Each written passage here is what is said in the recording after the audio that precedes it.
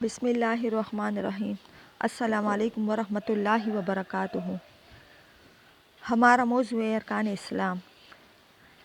ارکان اسلام رکن کی جمع ہے جس کے معنی ستون ہے۔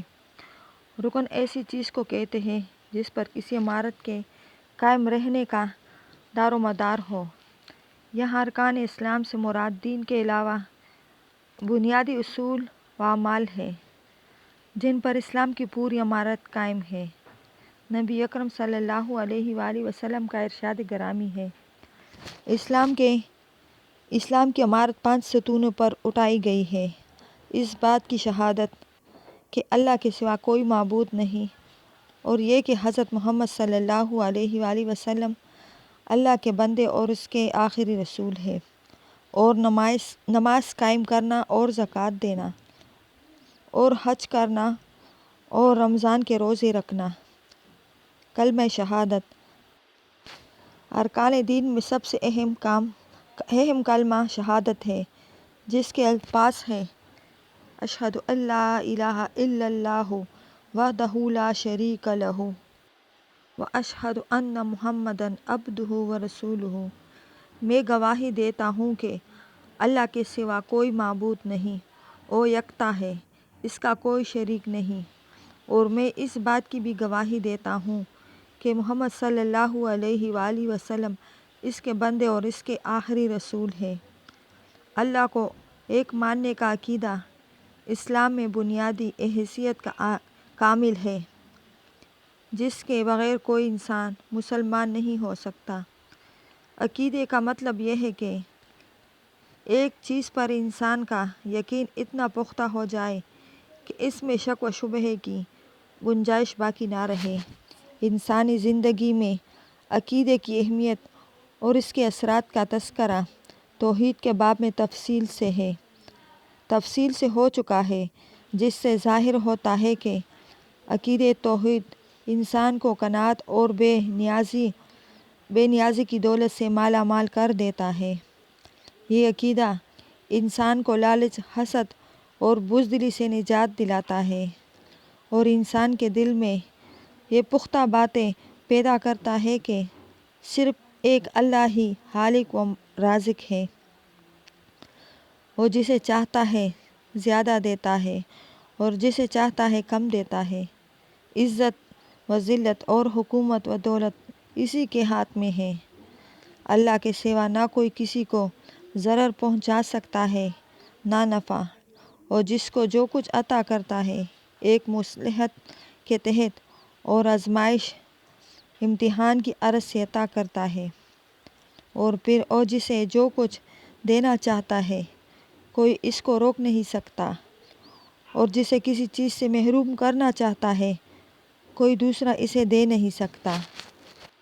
اس کے ساتھ ایک اللہ کو ماننے کا عقیدہ انسان کو اس کے قانون کا پابند بناتا ہے۔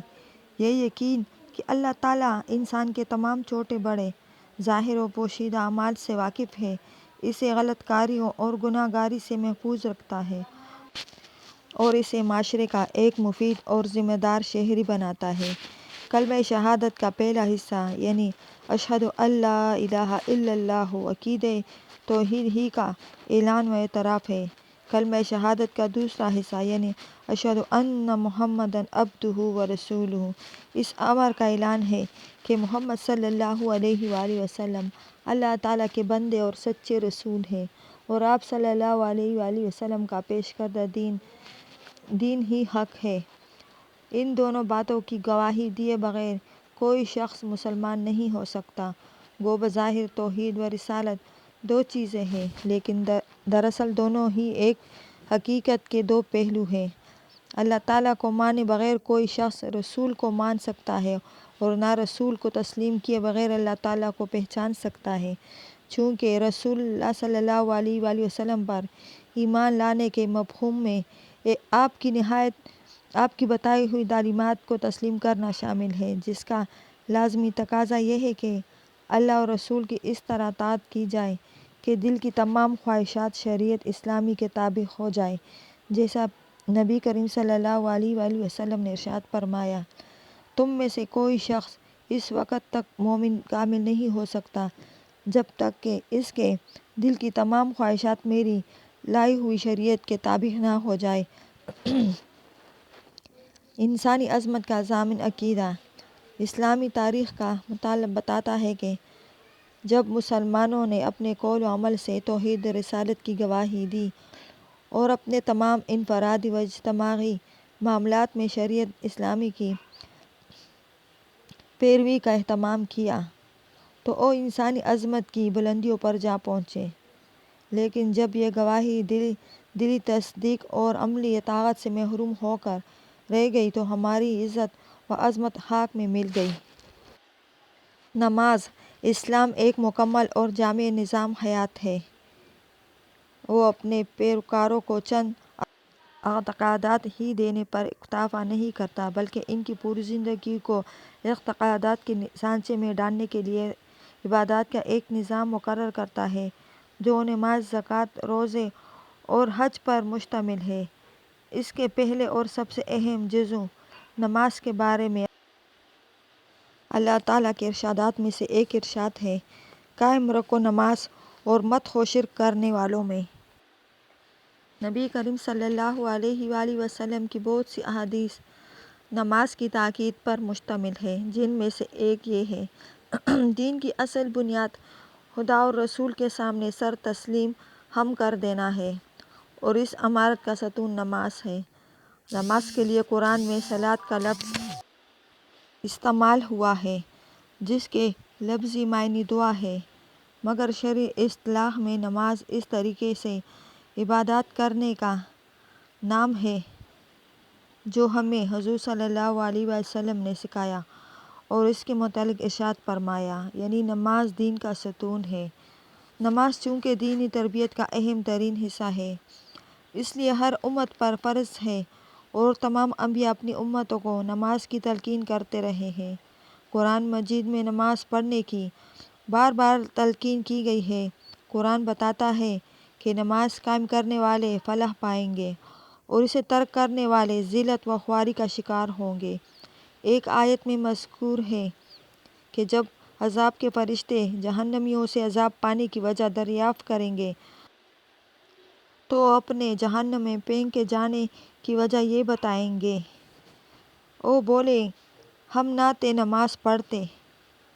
دل و زبان سے اللہ کو معبود تسلیم کرنے کے بعد اس کے سب سے اہم حکم نماز کی ادائیگی سے انحراف ایک طرف سے اللہ تعالیٰ کو معبود ماننے سے انکار کے برابر ہے۔ اس لیے نبی کریم صلی اللہ علیہ وسلم نے فرمایا، جس نے جان بوجھ کر نماز چھوڑی اس نے کافرانہ روش اختیار کی۔ خداوندی کا سب سے مؤثر وسیلہ ہے کہ نبی کریم صلی اللہ علیہ وسلم کا ارشاد ہے، جب تم میں سے کوئی نماز پڑھتا ہے تو گویا اپنے رب سے چپکے بات چیت کرتا ہے۔ اسی کی اہمیت کے پیش نظر قیامت کے روز سب سے پہلے نماز کا حساب ہوگا۔ نبی کریم صلی اللہ علیہ وآلہ وسلم نے فرمایا، قیامت کے روز سب سے پہلے نماز کے متعلق سوال کیا جائے گا۔ اللہ تعالیٰ کے سامنے بندے کی دن میں 5 بار حاضری اس کے دل میں یہ احساس تازہ رکھتی ہے کہ وہ صرف اور صرف اللہ کا بندہ ہے۔ بندگی کا یہ احساس متواتر نماز پڑھنے سے ایک مسلمان کی فطرت ثانیہ بن جاتا ہے اور اس کی پوری زندگی تعمیل احکام خداوندی کا عملی نمونہ بن جاتی ہے۔ دن میں 5 مرتبہ قرب الہی کا احساس مسلمان کو یقین دلاتا ہے کہ اللہ تعالیٰ ہر وقت اس کے ساتھ ہے۔ وہ کبھی خود کو تنہا محسوس نہیں کرتا۔ اللہ تعالیٰ کے ساتھ ہونے کا احساس اسے گناہ کے کاموں سے روکتا ہے اور اس کے دل سے ہر قسم کا خوف اور غم دور کرتا ہے۔ نمازوں کے درمیانی وقفے میں بھی نمازوں کے اثرات جاری و ساری رہتے ہیں۔ نماز کے بعد گناہ کا خیال آئے تو بندہ سوچتا ہے کہ ابھی تو اپنے اللہ سے دعا کر کے آیا ہوں کہ گناہوں سے بچوں اور ابھی گناہ کا کام کروں گا تو کچھ دیر بعد اس کے سامنے کیا منہ لے کر جاؤں گا۔ یہ چیز اسے مستقل طور پر گناہ سے روکتی رکھتی ہے۔ اللہ تعالیٰ کی عبادت اور اس کی خوشنودی کے حصول کے سلسلے میں 5 بار باہم ملنے والے افراد کے درمیان محبت پیدا ہو جاتی ہے جس سے سب کو فائدہ پہنچتا ہے۔ نماز باجماعت اور بطور خاص جمعے اور عیدین کی نمازوں سے مسلمانوں میں اجتماعیت کا شعور پیدا ہوتا ہے۔ جب مسلمان رنگ، نسل، علاقے اور طبقے کے امتیازات سے بے نیاز ہو کر شانے سے شانہ ملا کر ایک امام کے پیچھے کھڑے ہوتے ہیں تو اس سے ان کے درمیان فکری وحدت کے ساتھ ساتھ عملی مفادات کا احساس بھی پیدا ہوتا ہے۔ اجتماعی شکل میں انجام پانے والے اعمال کی کیفیت انفرادی اعمال کے مقابلے میں زیادہ مؤثر ہوتی ہے، اسی لیے اجتماعی نماز کا ثواب اور انفرادی نماز کے مقابلے میں 27 گنا ہوتا ہے۔ نمازیوں کو مسجد میں آتے جاتے دیکھ کر بے نمازوں کو ترغیب و تحریک ہوتی ہے اور وہ بھی نماز کی طرف متوجہ ہو جاتے ہیں۔ نماز میں امام کا اتباع اور اس کی پیروی اجتماعی نظم و ضبط کا شعور پیدا کرتی ہے۔ نبی کریم صلی اللہ علیہ وآلہ وسلم نے تو نماز باجماعت کے لیے مسجد میں نہ پہنچنے والے افراد کے لیے فرمایا تھا کہ جو لوگ نماز کے لیے مسجد میں نہیں آتے، اگر مجھے ان کے بیوی بچوں کا خیال نہ ہوتا تو میں ان کے گھروں میں آگ لگوا دیتا۔ نماز کی ادائیگی کے والے فوائد و ثمرات آج ہمیں کیوں نہیں حاصل ہوتے؟ غور فرمائیے، ہم میں سے کتنے افراد ہیں جو نماز باقاعدگی سے پڑھتے ہیں، اس کے الفاظ و کلمات کے معنی و مفہوم سے آشنا ہیں؟ کتنے لوگ نماز میں حضور قلب سے بہرہ مند ہیں اور نماز کے اہم ترین مقصد سے بخوبی آگاہ ہیں کہ ان کی نماز انہیں بدی و بے حیائی سے روکتی ہو، جیسا کہ ارشاد باری ہے بے شک نماز روکتی ہے بے حیائی اور بری بات سے۔ در حقیقت آج ہماری نمازیں بے مقصد ہیں، ایسے ہی جیسے کوئی پھول ہو بغیر خوشبو کے یا قلب ہو بغیر روح کے۔ اللہ تعالیٰ ہمیں اور آپ کو سیدھے راستے پر چلنے کی توفیق عطا فرمائے اور شرک جیسے بڑے گناہ سے بچائے، آمین۔ آپ تمام حضرات سے گزارش ہے کہ چینل کو سبسکرائب اور لائک اور شیئر کیا کریں اور ویڈیو پوری دیکھا کریں۔